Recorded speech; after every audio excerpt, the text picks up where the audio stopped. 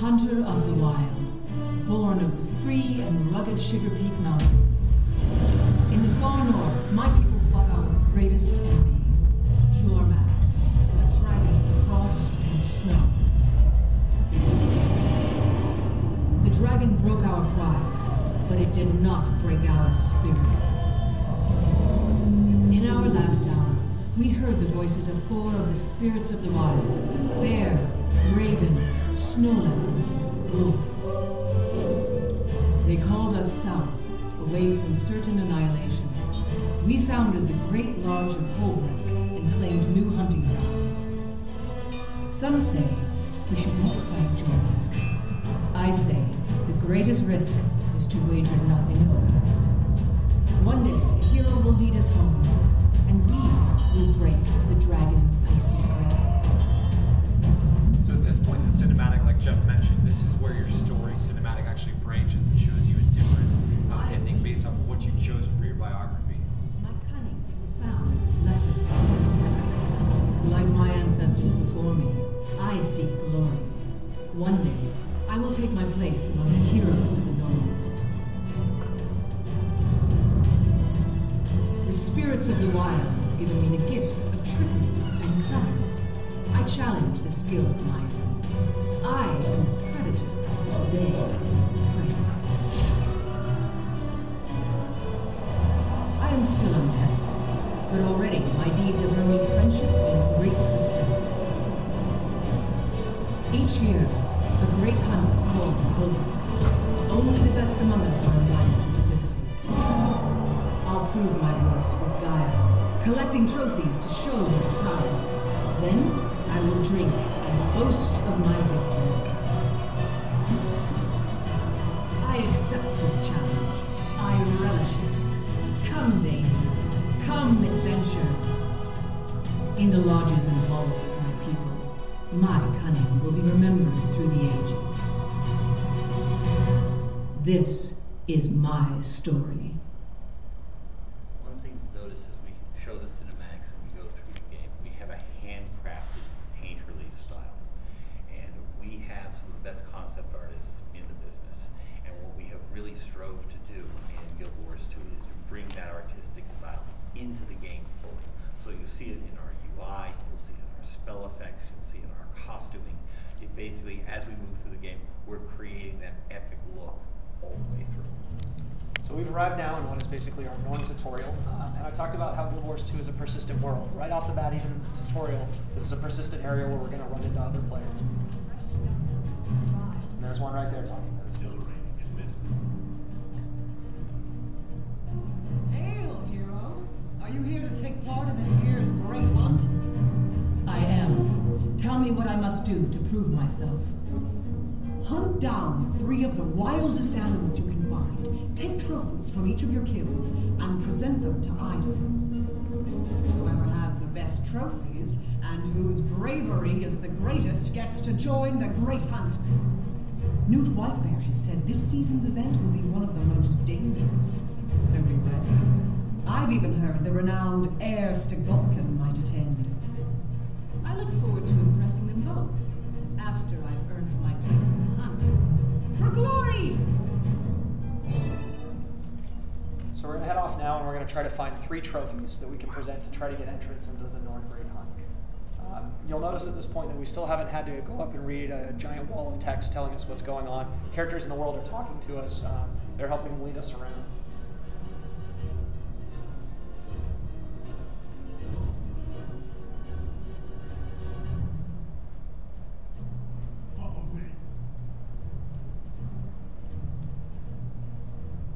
So again, it's kind of the next step in this quest piece. You go up and interact with the hunter, you know, opposed to him telling you that now we're going to go run off and, you know, find something to, you know, hunt down and get one of our first trophies. You follow him off, and you know you actually interact with him, and you know you're about to create content in this persistent world for not only you but also this other player character that's in the area to interact with. Oh yes.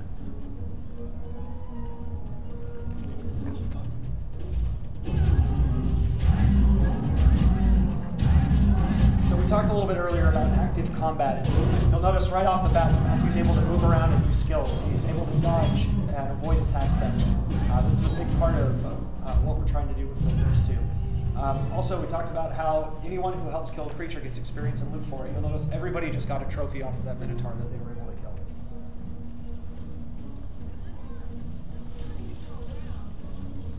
Fortune.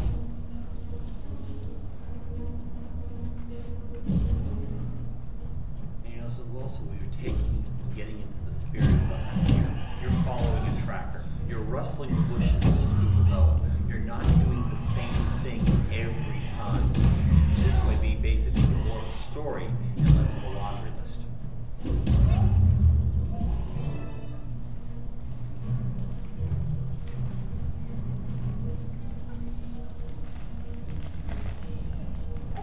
You're coming upon, they've already set traps and brought out some skill. So one of the unique things about the Guardian profession is they can place symbols like this that do damage to enemies who are standing in the area, and they also buff allies who are standing in the area or fire projectiles through the symbols. So what you can do is, without ever having to communicate with other players, you can put things down in the world that they can take advantage of and combo off. And what's really nice about this system is that it doesn't require you to be grouping with them. It's actually anyone in the world, any other player's ally that kind of reinforces the socialization of the game that we're trying to imbue here. You know, it's not that you ever want to be frustrated by another player. It's more of a chance to augment your experience and enhance every part of your gameplay experience. You didn't form a party to have that fun. You didn't lose anything by gathering together to take out those skeletons and boas. You all benefited from it. So we've got our 3 trophies here. We're going to head up and turn them in and try to get entrance to the Great Hunt. I guess my question is, most of the MMOs do this so a level 50, 65 doesn't come over level 1, so it's a level 30 in like an hour. We basically, as you go through the game, we basically level down. Currently we're in the starter instance right now, but if a level 80 showed up in the level 20 area, his abilities would come down to that level. Wow. That's, again, to help your level 80 and level 20 play together without one just dominating the other. It also works the opposite way too, so you can go play with your level 80 friend and get sidekicked up to level 80 if you want, wherever they are in the game too. Look at these impressive trophies. Worthy of the Great Hunt, I would say. Indeed, you are skilled enough to defeat your prey, and wise enough to revere their spirits. You are worthy to join in this year's Great Hunt. By my own hand, I've brought the mighty Whirly Sormir. He waits above in the plateau for one such as you to challenge him. The great heir Stegalkin watches over him now, waiting for the hunt to commence. When it is time, you and the others will go to the high ground, over the valley. There you will face his Sormir. Claim victory, if you can. I can and I will. This is where my legend begins. Could we have skipped that if we wanted to? Yes. Like, all? Not only that, you can skip from the lower right-hand corner, and you can skip the particular lines as you go forward. So if I've read that, okay, I can move on. So yes. Yeah, either way, you can skip one line at a time or just jump through the whole thing. We have a number of tools we use for storytelling. Usually our cinematics carry enough weight that we want to make them worthwhile so that you will watch them and get the information with it. But we have conversation, we have ambience, we have basically clicking on people. This I'm going to mention is Heir Stegalkin. We've heard about her, we've seen her in the cinematic. She's one of our mentors. She's one of our iconic characters. Each of the racial areas has one. You basically start out, she basically leads you and becomes your friend in your early adventures. Danger in your path and guide you to honor and glory. This is another storytelling piece May we have. Raven bless you with the vision to see and the wisdom to understand. So we've recorded over 60 feature films worth of dialogue in Guild Wars 2, so that you can always hear characters talking and immersing you in the world as you're out We exploring. are all brothers and sisters. You just get experience for discovering the area. So we found our first dynamic event here. This is a real simple one where we're trying to kill ice worms so we can lure out the giant worm and fight against it. Just like any other dynamic event in the game, this one scales. So the more players that are here, the more worms that are going to show up, and the more worms that are required to kill to complete the event. So like Colin mentioned about the worms to be defeated, like your personal story, you've got a little quest tracker here. You also have that for each and every dynamic event. So you can see how far along that event has progressed and what else you might need to be doing to the success of that event. So we've completed the first event, and it's now branched into the second event. Yeah.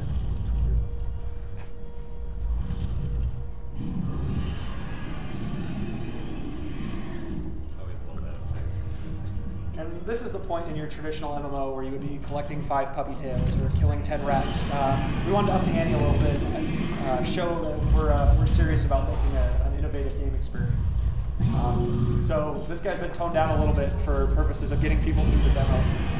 But he is dynamically scaling just like any other event in this game. So the boss becomes more difficult the more players that show up.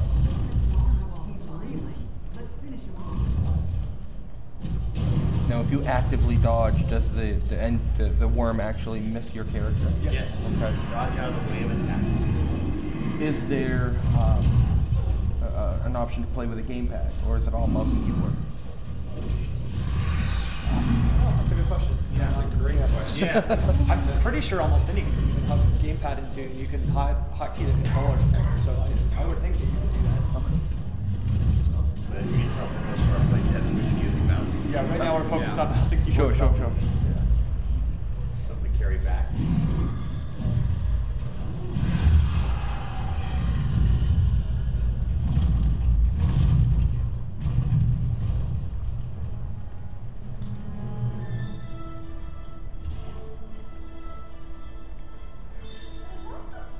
So with the combat system, are you concerned at all about latency?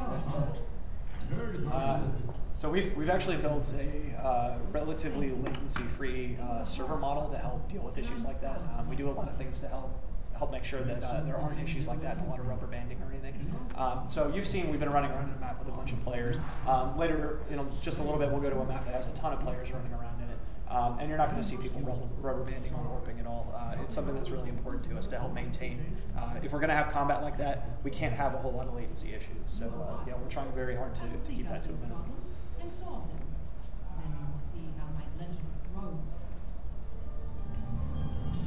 So at this point, we've completed our first personal story step. We're out of the Norn tutorial, and we've now arrived in the true explorable world where there's dynamic events just going on all over the place, so you can go out and explore and discover. We're picking our rewards for completing our first personal story step and assigning attribute points that change our stats and our abilities. One of the interesting things about Guild Wars 2 is the first 5 skills on your skill bar are determined by the weapons that you have equipped. The 6th skill is your dedicated healing skill. Skills 7, 8, and 9 are utility skills that you could pick from a list of skills and slot in there. And skill 10 is your elite skill that you get later on in the game. And because the first 5 skills are determined by the weapons that you're holding, now that Matthew has new weapons, he can equip a short sword, and it'll change out his first couple skills there. And in combat, he can actually hot swap weapons, so he can change his style of play and tactics because of this. So he just jumped from the mace, and now he can swap over to the sword. Just like that, and you're able to change up your style of gameplay. You can go from melee weapons to ranged weapons that way, so you can completely change your role in combat on the fly based on what the people or creatures you're fighting against are doing. Are there going to be skill requirements for weapons? Strength, No. nothing? You pick up a weapon, you can use it. Actually, you pick up anything in the game, you can use it. There are environment weapons scattered all over you can pick up, and when you pick them up, they change out the first skills on your bar as well. What's going to prevent a level 1 from using a high-level weapon? There are currently levels. There Okay. are level restrictions Fantastic, for particular okay. weapons, so yes. Okay, but So no. this is our scout system here, and this guy is showing you a bunch of locations in the world where there are people you can help. All around these locations, there are dynamic events going off at locations where the hearts are and in locations that they're not. And the idea here is this gives people who need a little bit of direction in an open world game some areas to help direct them of where to go. And along the way, they're going to run into all these dynamic events, be drawn into the dynamic event chains, and spread out across the world. And like they mentioned in the cinematic, it's actually something that will help build your fame and build your reputation throughout the world. So a lot of the choices that you make and the hero you decide to be will be reflected there.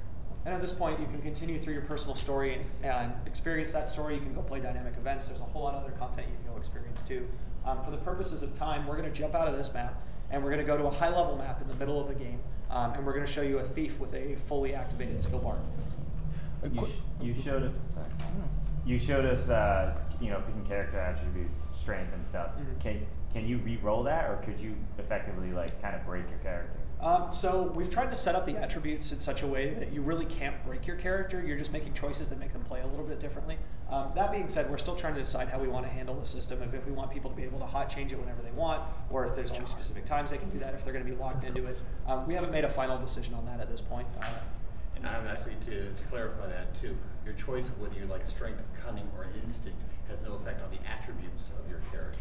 Your attributes that he was assigning the points to when you leveled up, those were a separate matter from what your story is. So I can think that strength is important, but also I'm looking at, okay, I put more money or more of my experience into power or vitality.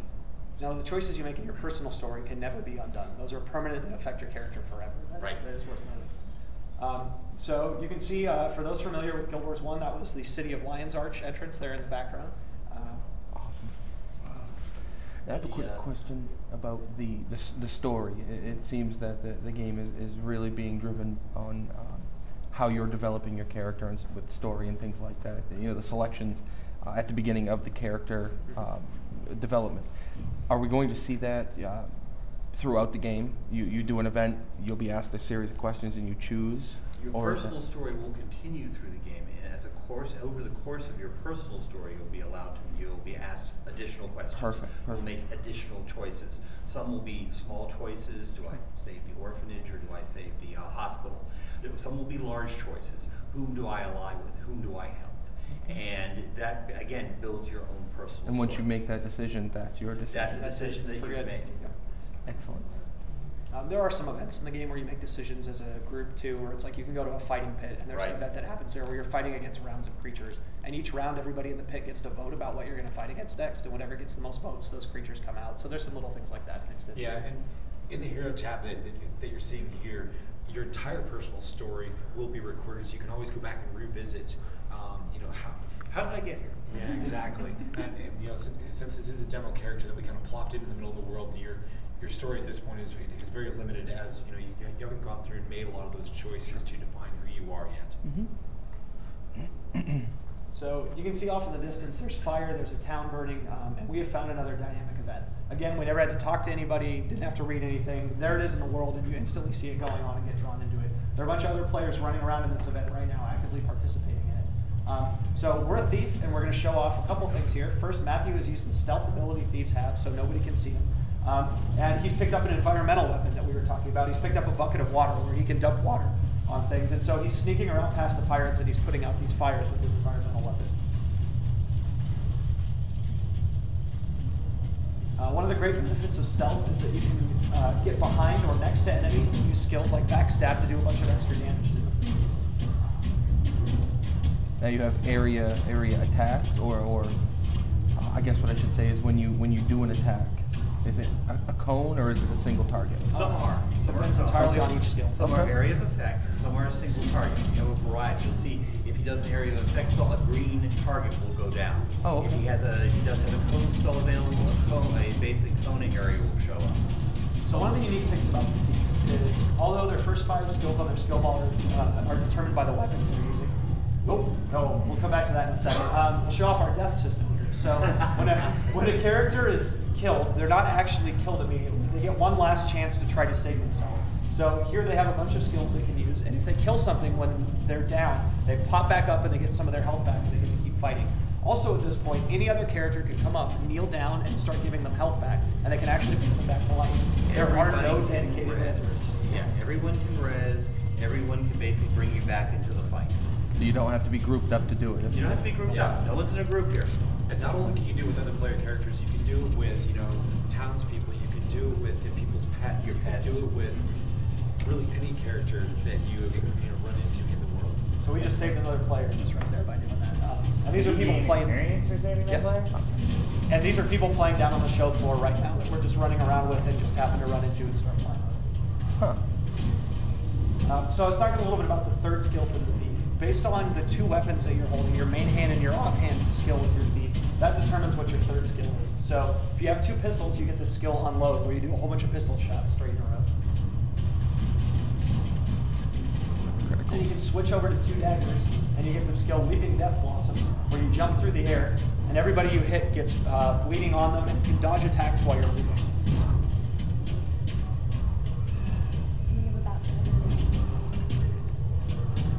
So the Thief also has another unique mechanic about it, which is its initiative. Thief skills do not have recharge on them. You can use them as much as you want, as long as you have an initiative pool available to use them. And each skill uses a different amount of initiative. So a big part of Thief combat is using their movement skills to get in, do a bunch of damage, and get back out again before they get in any trouble.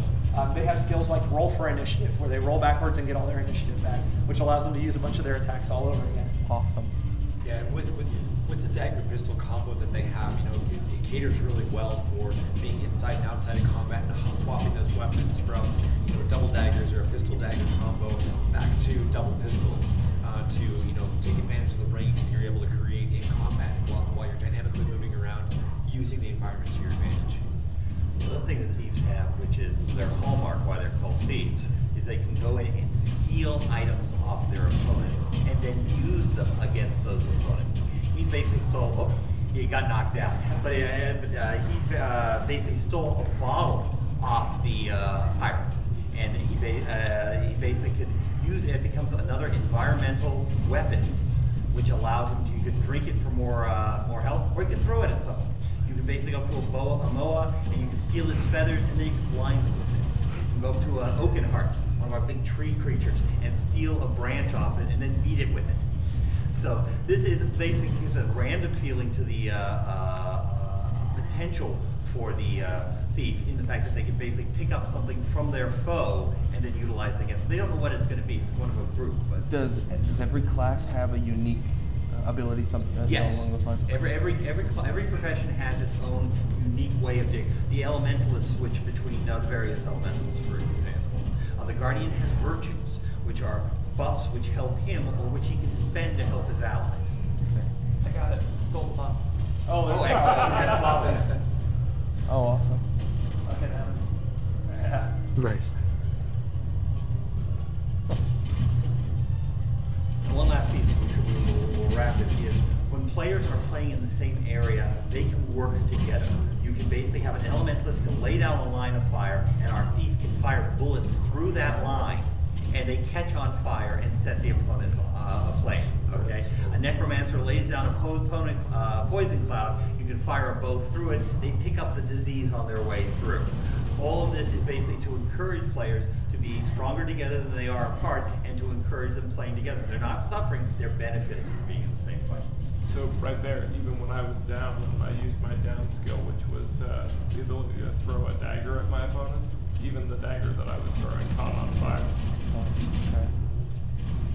We just got a few minutes left. Is there a clear indicator to see when those spells are having that synergy? Like, You see it aside from more damage? as you see it from the effect. You see it. The enemy gets caught on. He gets the flaming animation, for example. Yeah, so much. Go ahead. There's a bunch of different things you can shoot through and that you can combo together too. So we talked about guardian symbols, or things that you can gain buffs if you stand inside them, or fire shots through them. There's electrical fields that you can shoot projectiles through, and if you hit a guy when they do that, they'll get electrocuted and go like this. There's some very clear visual symbols in the game world to help communicate that you've gained those benefits. Yeah, but much like how a lot of the games have been designed to be very visual, very intuitive, combat's that same way. It's something where you're actually playing, in throughout the world, and you're not, playing against, I guess, a UI. You're actually seeing it, visually experiencing it. So it's very natural to be shooting through, whether it's arrows or bullets through those walls of fire, to enhance your attacks. You're seeing opportunities. The opportunities are coming out of the combat. I'm not watching some gauges along the side of the screen. I'm basically watching what's happening on the screen. Sure.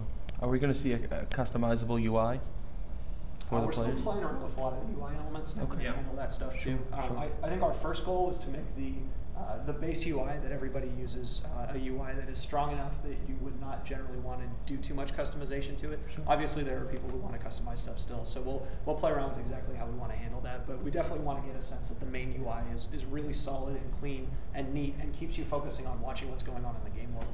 Do you have any ideas of end game content? I mean, as soon as the game comes out, I have no doubt people will be spending loads of time in there. So yeah, we have a lot of different layers of end game content. How are we doing on time? We're right up against it. Okay. But the idea is what we discovered as we play the game ourselves is that everyone has different playing styles. They interact with MMOs for different reasons.